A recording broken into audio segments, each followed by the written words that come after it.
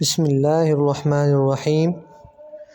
حضرت شاہ ابو الحسن خرقانی شیر پر سواری کرتے تھے اور جنگل سے لکڑیاں کاٹ کر شیر کی پشت پر لاد کر لاتے تھے۔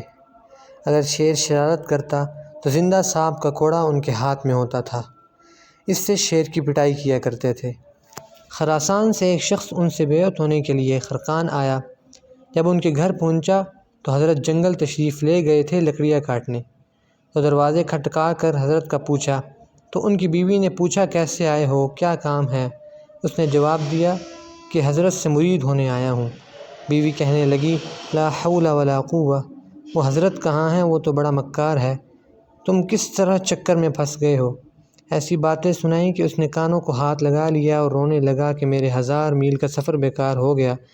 محلے والوں نے سمجھایا کہ حضرت کی بیوی تیز مزاج ہے، بدگمانی مت کرو، حضرت جنگل سے آ رہے ہوں گے، جاؤ ان سے جا کر مل لو۔ یہ جب جنگل کی طرف گیا تو دیکھا کہ حضرت شاہ ابو الحسن شیر پر تشریف فرما ہیں اور آ رہے ہیں۔ مولانا جلال الدین رومی رحمہ اللہ نے لکھا ہے کہ حضرت کو کشف ہو گیا کہ یہ مہمان میری بیوی کی باتیں سن کر آ رہا ہے اور پریشان ہے، تو جب ملاقات ہوئی تو حضرت نے مسکرا کر پوچھا ارے بھائی پریشان اور غمگین کیوں ہو، کیا بات ہے؟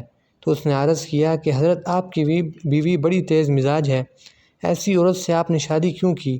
تو شیخ نے فرمایا اس بیوی کی طرف سے آنے والی اذیتوں پر صبر کرنے کی وجہ سے تو اللہ تعالیٰ نے انعام عطا فرمایا ہے کہ شیر پر سواری کر رہا ہوں اور زندہ سانپ میرے ہاتھ میں کوڑا بنا ہوا ہے۔